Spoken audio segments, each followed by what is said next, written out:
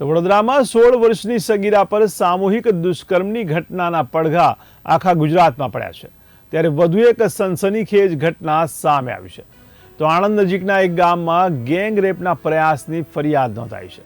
ત્યારે સરકારી શાળામાં મોડી રાત્રે સગીરા સાથે ગેંગ રેપના પ્રયાસનો આરોપ મુકાતા ખળભળાટ મચી ગયો છે। તો આણંદ તાલુકાના બેડવા ગામના વલ્લીપુરા વિસ્તારમાં રહેતી 16 વર્ષની સગીર કિશોરીને કેફી પીણું પીવડાવીને બે યુવકોએ ખડીપુરા પ્રાથમિક શાળામાં દુષ્કર્મનો પ્રયાસ કરતા ચકચાર મચી જવા પામી છે। જોકે કિશોરીએ બૂમાબૂમ કરતા બંને યુવકો ગભરાઈ ગયા હતા અને ત્યાંથી ફરાર થઈ ગયા હતા।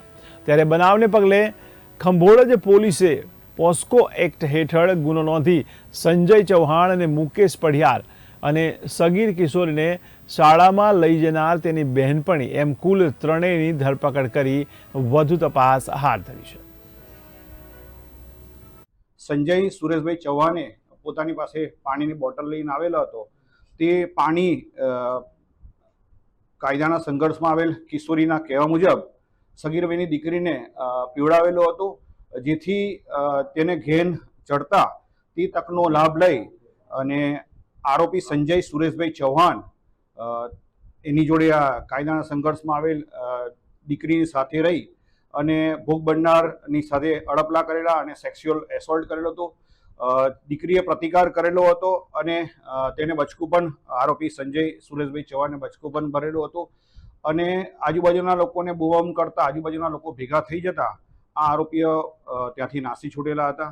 આ બાબતે ખંભોળજ પોલીસને પણ જાણ કરતા ભોગ બનનારને તાત્કાલિક સારસા હોસ્પિટલમાં એડમિટ કરેલા અને વધુ ચેકઅપ માટે એસએસજી હોસ્પિટલ વડોદરા ખાતે એને રિફર કરેલા હતા।